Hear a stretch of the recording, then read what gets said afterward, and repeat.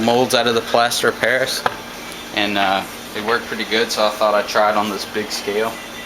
Now this is just 1/2 of the mold. It's a very, very big, very heavy mold, solid plaster. You'll notice I got my keys here, but you can see inside there all the detail. The turtle head. Now, being it's plaster of Paris, the thin spots were prone to kind of break away, but those were the undercut areas of the eyes and the mouth, so you can't even tell, see them on the actual finished product. So, we had that one, and then this is the other half, which was the back half. The first half I had did, and it came out really well. Lots of people say plaster of Paris won't capture the detail, but if you look closely there, let's see if I can pull back.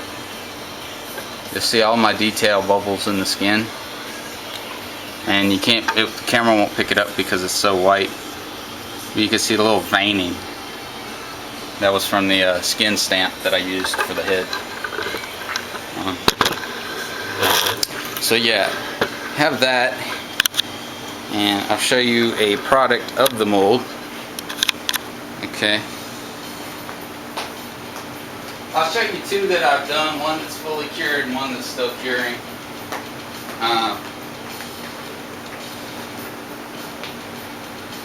I did two, and I'm going to make another because I'm trying some different stuff here. Especially I'm trying different things when I'm going to make a mouth move, so I need something I can mess up. But anyway, you'll notice it's stiff like a basketball, and the way I achieved that was filling the mold with latex, or this green one is one that I painted the latex in, and just made kind of a thin layer, which you can see here it kind of peeled up a little, but I made a thin layer and painted it in, okay? And then what I did was I put the head armature back in here for the front part and just poured foam in and filled the inside with foam, that way it would keep its shape. Now the back's a little deformed because what I did before was try to pour the foam in the individual halves and cast around, and it didn't work too good. So what I figured was the best method was to stick the armature in there and then pour the foam in, and as the foam expands, it'll actually expand around the armature. So once I figured that was the best way to do it, I took this white casting, which was the first one I cast, and I did it a traditional way, whereas you just take the mold and you fill it up with latex and let it sit for a few hours. When you do that, the plaster pulls the moisture from the latex and starts pulling it to the wall of the mold. So within a couple of hours, it'll build up a really thick layer, and you just pour the latex back in your bucket and save it for the next time you're going to use it. Now, after I did that, I didn't put the foam, expanding foam in there, the polyfoam, which is a soft foam, not a rigid foam, by the way. But I didn't do that, so when I took this out, I thought it'd be thick enough to hold its shape, but it wasn't. So it kind of deformed a little bit.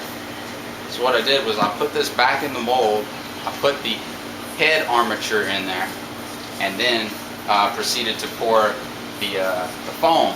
This time it came out really good and really solid. It's just as rubbery and soft as the other one. The cheek's kind of pushed in here a little bit, which gives a little accent, but I can peel the foam away on the inside and actually pop back out. Same thing with the back of the helmet. The foam actually, it just holds the latex the way it was sitting when the foam cured.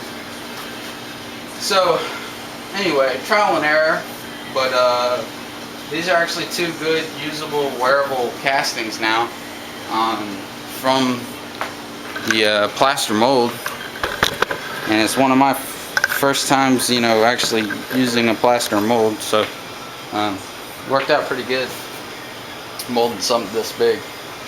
So now I know the proper way to do it, and the next mask I make will be a really good pull, because the foam will be a lot more even.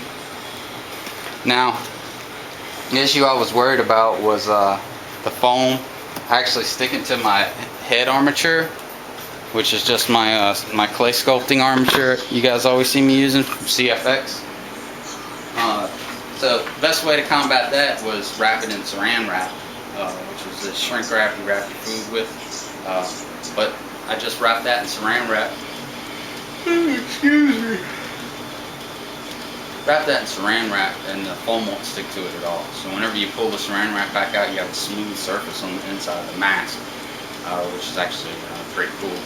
So that was this is the next update for Teenage Mutant Ninja Turtles.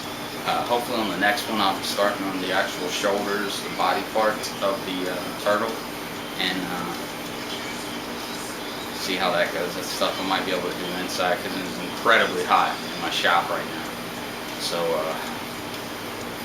we'll just see where this goes. But I'm really happy with how my mold turned out and how the castings turned out. Overall, the mold took probably about 2 days to make. I did one side each day, and then I let it sit up a whole day, just to cure and get hard and let the moisture come out. And then the following day I cast it, so it's actually an easy process to make the mold. Plaster is a lot more messier than any other medium that I work with, so you might not see me working with a whole lot of plaster unless it's for rubber access. I'm more of silicone and resin type person, but overall it came out pretty good, and I think it'll work, and it's a real good start.